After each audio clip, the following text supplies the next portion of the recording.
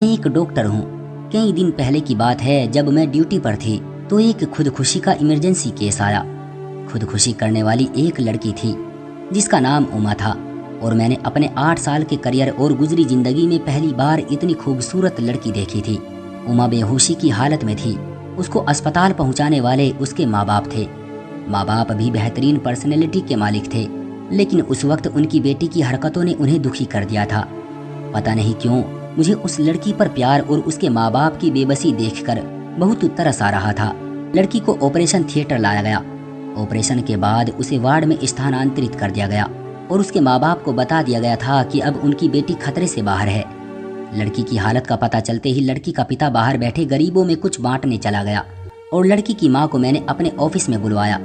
लड़की की माँ ने जो कहानी सुनाई वो कुछ यूं थी। मेरी बेटी का नाम उमा है और उमा इंजीनियरिंग कर रही है।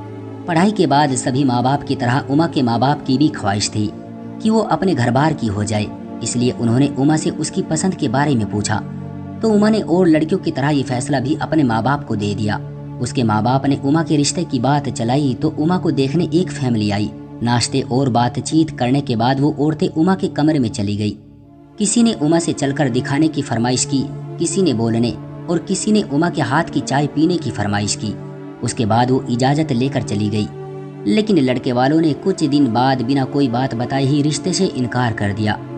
उमा को उस दिन जिंदगी में पहली बार रिजेक्ट किया गया था, मगर माँ बाप की तसल्ली ने उमा को हौसला दिया और एक बार फिर उमा को देखने के लिए एक और फैमिली आई। उन्होंने भी खाना खाने के बाद उमा के हाथ की चाय पीने की फरमाइश की और चाय के बाद इजाजत चाही। 3 दिन इंतजार में रखने के बाद ये कहकर इनकार कर दिया कि लड़की को मेहमानों की सेवा करनी नहीं आती, क्योंकि उसने लड़के की माँ को टेबल से उठाकर हाथ में चाय पेश नहीं की, बल्कि आम मेहमानों की तरह टेबल पर रख दी। इस इनकार पर उमा के साथ साथ उसके माँ बाप भी अंदर तक टूट गए, मगर ऊपर वाले की मर्जी समझकर सब्र कर गए। फिर कुछ दिन बाद एक और नई फैमिली आई। इस फैमिली की औरतों के बैठते ही उमा ने उनके जूते तक अपने हाथों से उतारे, वही बैठे बैठे हाथ धुलवाए और फिर चाय पेश की। इस फैमिली ने हफ्ते बाद ये कहते हुए इनकार कर दिया कि आपकी बेटी पर किसी बुरी आत्मा का साया है, वरना पहली बार घर आए मेहमान की इतनी सेवा कौन करता है। पिछले 8 सालों में 100 से ज्यादा लोग उमा को देखने आए, मगर कोई ना कोई ऐब निकाल कर चले गए। कल एक फैमिली आई थी।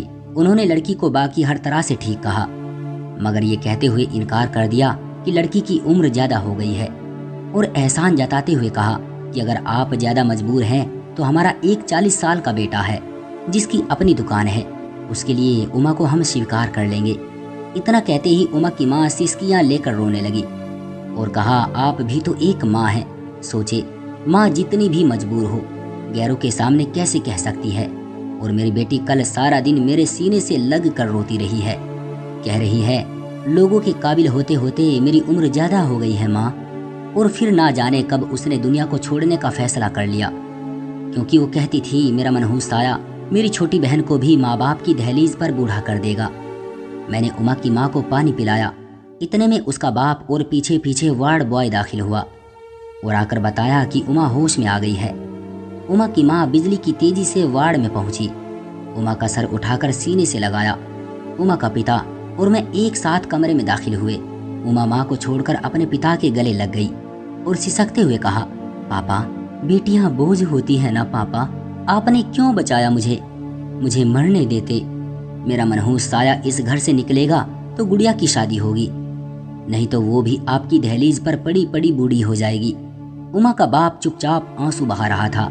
जब मैंने हालात आउट ऑफ कंट्रोल होते देखे तो उमा को तसल्ली दी और एक इंजेक्शन दे दिया।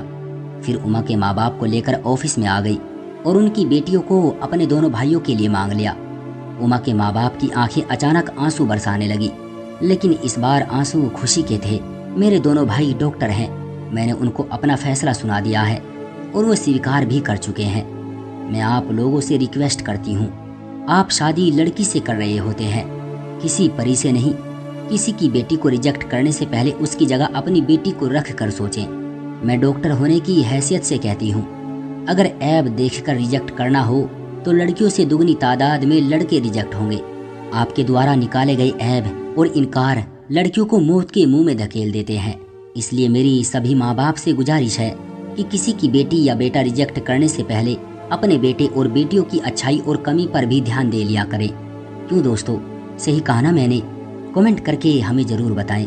वीडियो को लाइक कर दीजिए और इसी तरह की कहानियाँ लगातार देखने के लिए चैनल को सब्सक्राइब करके घंटी को दबाकर ऑल पर सेट कर लीजिए, ताकि आने वाली वीडियो का नोटिफिकेशन आपके पास तुरंत पहुँचे। मैं मिलता हूँ आपसे अगली वीडियो में, तब तक के लिए धन्यवाद।